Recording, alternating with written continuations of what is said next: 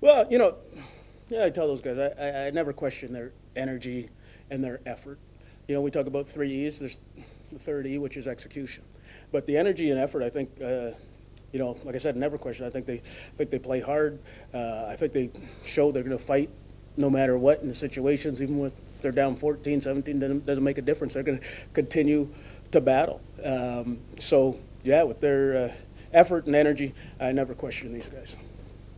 How would you describe that? I know you made the change and put Dustin Crum in later in the third quarter, but what was off for Drew Brown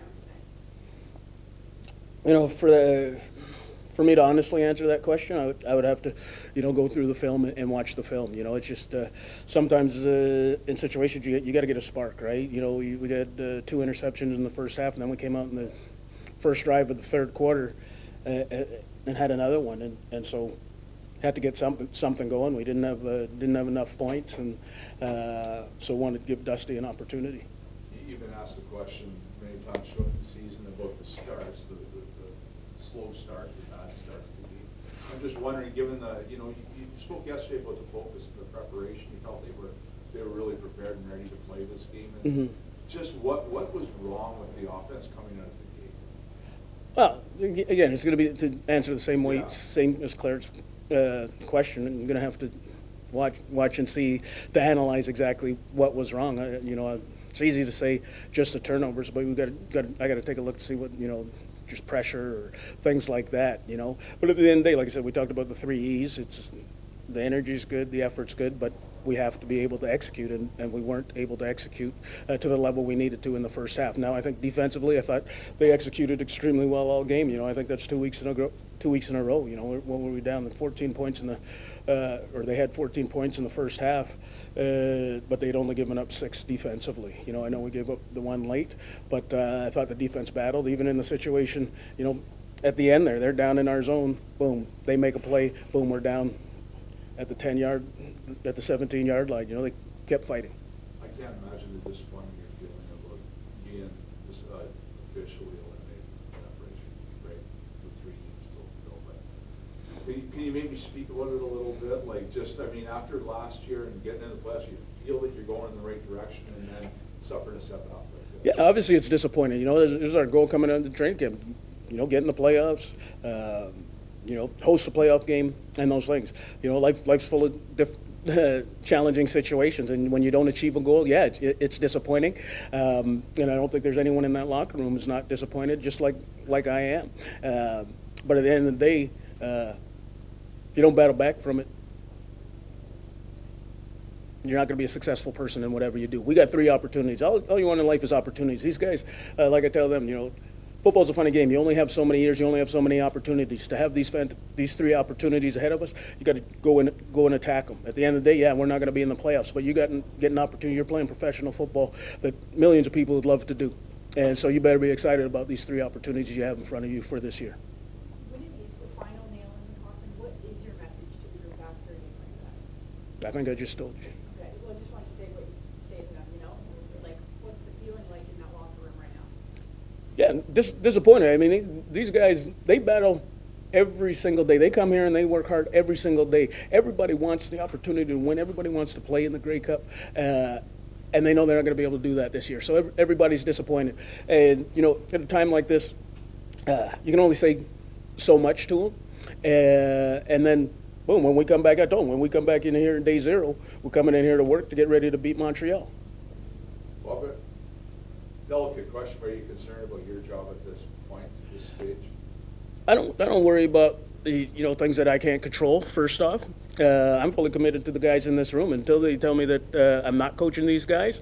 I look at it like this. You work in an industry that's when you look at the newsprint, there's a possibility that everything seems like it's up and down. When you go to work every day, is that what you think about, or do you think about your job, focusing on making sure you do the best job you can do that day? And that's how I am. I focus on make sure my job is to get these guys ready and get these guys ready to play. Those decisions will be made whenever they're made. Mindset, knowing what the score was in the circumstance. I would just say to do my job. I think you can't ever kind of let a moment get to you or make a moment bigger than it is. Obviously, just to come in, play at a time, and let the chips fall where they may, and kind of just let the guys around me do their thing and make their plays. I think when you kind of try to force the issue or I guess overthink it, you're going to probably end up with more mistakes than you'd like to see. So just like I said, just do my job and keep it simple. Is there any perspective when you were watching Drew Yeah. struggle? What was going through your mind? What did you see from the sidelines on that? A guy that's fighting his butt off. It's very easy as a quarterback. Obviously, you're probably, I would say, under the most pressure of any position possibly in all sports. And it's very easy. Obviously, you could call it a mistake. Obviously, we'll have to see if it was a read or throw or whatever that happened on the first one, right? Then to come back and be willing to continue to be a gunslinger and put it downfield again the second, and just to keep doing that. A lot of guys would have shied away from that, and it's something I respect. Drew, he's never going to back down. He's always going to believe in himself and his preparation and what he does, and sometimes the defense is going to make a play. Sometimes the guy is going to do what they do. They're professional football players too. But like I said, there's a lot of quarterbacks that probably would have shelled up and just started checking the ball down every play, and that's not who Drew is. Can you give us a sense of the sense of disappointment there is in the dressing room? Yeah, a lot. I mean, obviously, day one when we all get together in camp, the goal is a Grey Cup, nothing less. So that's what we set out to do, to win football games, to win a Grey Cup, and bring one to Ottawa. And whenever you obviously are out of that race, it hurts. It means you failed, more or less. And so you just kind of have to continue to work to get better. Obviously, it's a never-ending quest to perfection. It's what we are as athletes. It's what we do as football players. So as far as I'm concerned, like Coach Dice mentioned, I'll just echo it. Day zero, you come in, you work, keep your head down and keep going, because there's a lot more football to play. Every guy in that room just about is going to have a lot more football to play in their career, and we have to be better for the next game and the next season and the next opportunity. What are you going to say when you go home and people ask you what went wrong this season? I mean, you could say a plethora of things, right? I mean, there was games where it felt like the offense was rolling and teams were scoring. There was games where it felt like the offense wasn't clicking, and so it was different things at different times. I guess I would say, to sum it up, we struggled with complementary football at times. I think you see teams are able to pull away in games or finish games oftentimes by stacking plays off each other and building momentum, and I think that's something that we have to grow into. I think, like I said, I think there was times where our defense, special teams, or offense were elite, and at times the other units weren't. So we just kind of have to play as a unit better and kind of bring that level up for everybody. That was the 8th time this season that the team failed to score points in the first quarter. I know it's not an easy answer, but can you suggest something that would be the reason for the terrible starts? I mean, I think it's hard to pinpoint one thing for that. I think we just have to come out and do a better job executing early and often. I think at times it takes us, I mean, like you mentioned, it takes us too long to settle into the games and get comfortable, and I think that's just kind of a little bit of a mindset thing. I think it's something that we could improve upon as an offense and as a unit, and just kind of having the back against the wall mindset from the jump, I think, is something that the guys in the room would all say we could probably do more of. Did it become a mental obstacle? Like you guys, I mean, you realize what's going on in the first quarter. Like, it's something that you're almost either pushing, pressing, or whatever you're doing, but it's in your mind as well. Yeah, a little bit, but I don't think you let the circumstance really dictate how you play. I think, like I mentioned, I think it's just something where you have to truly, I mean, you have to play like your back's against the wall from the beginning. You can't let the situation dictate your attitude and how you're going to mentally approach or attack the situation. You can't kind of ease your way into it. I would say that would be probably the biggest thing. I don't think it's an X's and O's thing or a scheme thing or things like that, because obviously it's not like we're doing a ton of different things later in the game. It's just we're getting, I think, more dialed and making less mistakes as the game goes, and it's something we have to be better at. How do you expect the players to approach the final 3 games of the season? And I know everybody's playing for jobs all the time, but just going forward when there's nothing Yeah. really other than, you know, which is important, obviously, Yeah. your careers. Yeah. But there's really nothing else to play for. I mean, from a Grey Cup perspective, obviously, that was, like I said, that was the main goal. And whenever you don't attain that, you failed for that season, in my opinion. But I mean, I think as a football player, it doesn't really matter. It doesn't matter what field you're on, what stadium you're on, who you're playing against. It's football. It's what we love to do. If you're not out there enjoying and competing your butt off every second, you're in the wrong industry. That's how I feel about it. It's why I play the way I do. It's why I approach everything the way I do. And I think every guy in that room would probably tell you the same thing. We're out here because we love it. If you don't love it, you're not going to last. And it's a very demanding job at times, and mentally, physically, emotionally, all of it. So I would expect the guys to just kind of almost reconnect with themselves a little bit, to play for the game, honestly, because you like I said, you love this game. If you don't, you're not gonna be here, and you're not gonna make it. I think you showed that you're ready this year. Do you think you showed you're ready to be an ability quarterback in the league?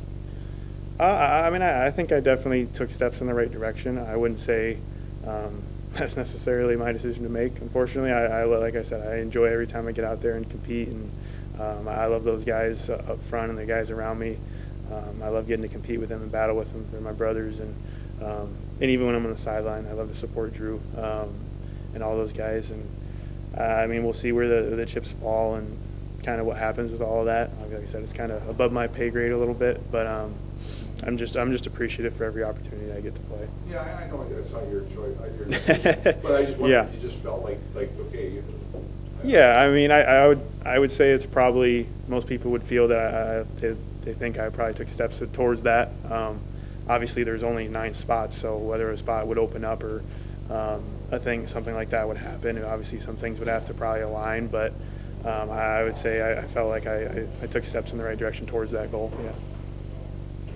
What's the sentiment in the room right now, knowing that you're officially eliminated from playoff contention at this point? Yeah, I mean, it's not where we thought we would be. It's not what we wanted, but it's the reality of it, and it's not the outcome we wanted tonight, but we're going to keep coming to work every day and finish what we started. How do you play the final 3 games when there's nothing at stake? I mean, outside of what's very important, your careers and your pride, but I mean, well, you need an extra drive like when you play this game, right? And how do you get that when there's not the result doesn't matter? Absolutely. I mean, you got to find it in you. You got to dig deep, and you got to find something to play for, right? Obviously, like we play a long season to make it to the playoffs and to make it to the Grey Cup, but the reality of it is only one team hoist that trophy. Knowing with us being eliminated, it hurts, it stings, but like I said, we have we got an 18-week season, right? So we got to put our hats on, our hard hats on, and come back to work, and finish exactly what we started. I know we have 3 games left, but how frustrating is it to see the way this season has played out? I mean, it's disappointing. It's just a little frustrating, but at the end of the day, you got to look at the positives. You got to look at the good. All we do is look at, on the outside looking in. All you guys see is the record in the games, but it's so much that happens. In between games. In practices and outside in the locker room and outside of the locker room, and I think that's one of the biggest pieces of the game that people who are watching it just spectating, I think they miss. Is that it's the camaraderie and it's the brotherhood and the relationships that are being built in between those weeks of games. We've been together since the beginning of May in Kingston, and we've been rocking out. We've been seeing each other every week, and a lot of relationships have been built. A lot of men have grown into better men, better fathers. We've seen people become fathers. We've seen people get married, and those are the things beyond the aspect of football that we can look at it and still marvel and be grateful for those things. from the outside, looking in, we see, I think, well, I see anyways, an offense that's very talented, like individually, and, you know, that was, I think, probably a downfall of the season this year. The inability to score, like, this was the 8th game in which you guys didn't score a point in the first quarter. Is there some sort of, I know it's a tough question, is there some sort of, maybe it's an idea, thought on that as to why you couldn't get it going early? No. I mean, I would just say that it's, you know, it's on us to come out and execute, you know, eliminate penalties. You know, we've seen a lot of penalties, you know, hurt us this year. And, you know, it's all about us coming out. You know, we all have a job to do. And it's about us coming out and executing our 112, the job that we've been asked to do. And, you know, apparently, you know, it just hasn't been good enough. And that's something that, you know, everybody personally needs to, you know, continue to look at, evaluate, you know, individually themselves, and strive to be better. You know, it's sad, you know, it's disappointing, but at the end of the day, you know, like we talked about, this is the reality. This is where we are, and with 3 games left, there's still room for improvement. This may be an unfair question, but knowing pretty much your playoff hopes were on the line tonight, do you feel you guys played with enough desperation? That's a good question. I think everybody came out and did what they could. I think everybody came out and put their best foot forward. Obviously, we made mistakes, but those happen on both sides of the ball. You know, whether it be Saskatchewan or Ottawa, you know, mistakes do happen. You know, it's about who can make, you know, the least amount of mistakes. And I think based on, you know, the outcome of the game, we made more. But I think that everybody, you know, I'll never think that anybody has come out here because there's so much on the line. Like, there's so much that we do throughout the week. I can never say that anybody is coming out here and just not, you know, giving their all. Maybe you just comment on a guy like Dustin Crump and sort of the projection that we've seen from him this season. And, you know, for you, is he ready to be a number 1 guy in this league? I mean, I believe so. You know, Dustin has done a really good job of stepping up, you know, when his when his number is called. I don't mean I think so. I know so. I've been watching Dustin. I played against Dustin in college, so, you know, I've seen him, you know, orchestrate and run and lead teams and his offense, you know, to victories before, over tough opponents as well. And you know, the grit. I think a wonderful word to describe Dustin Crum is he's gritty. You know, he takes a lot of hits that you don't see a lot of quarterbacks take. He takes a lot of, you know, he when he pulls the ball down and, you know, tries to make a play. You know, you've seen him do things that normal quarterbacks usually don't do. But, you know, he's definitely, obviously we're all, you know, here to get better. You know, I don't think anybody, no matter who it is has reached their, you know, their full potential, and there's obviously still room, you know, for Dustin to continue to grow. But I definitely believe that, you know, he has all of the attributes and capabilities to be the number 1 guy in this league.